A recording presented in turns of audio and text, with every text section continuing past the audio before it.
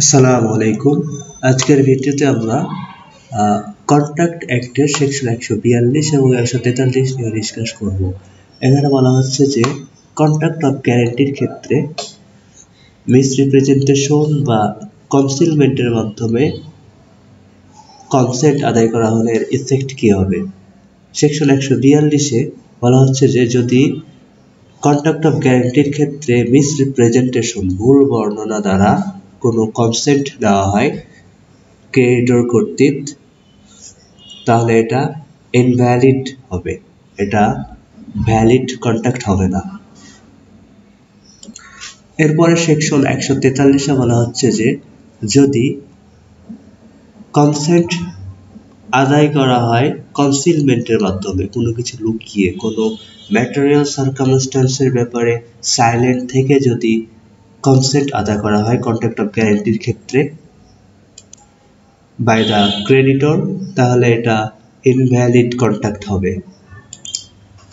For example, mister X হচ্ছে principal debtor, আর mister Y হচ্ছে ক্রেডিটর, আর মিস্টার এস হচ্ছে security. Mister X 200 ton oil ডেলিভারির জন্য মিস্টার সি এর সাথে কন্ট্যাক্ট করলো এবং মিস্টার এস এখানে সিকিউরিটি হিসেবে কন্ট্রাক্টে সিকিউরিটি হিসেবে পার্টি হলো কন্ট্রাক্ট অফ গ্যারান্টিতে। এখন এখানে মিস্টার এস জানে যে সে 2000 টন ওয়েলের যে প্রাইস, এটা পেমেন্ট করতে যদি প্রিন্সিপাল ডেপ্টর ডিফল্ট করে তাহলে এটার জন্য সে দায়িত্ব গ্রহণ করবে। কিন্তু এই কন্ট্রাক্টের বাইরে সিকিউরিটিকে না জানিয়ে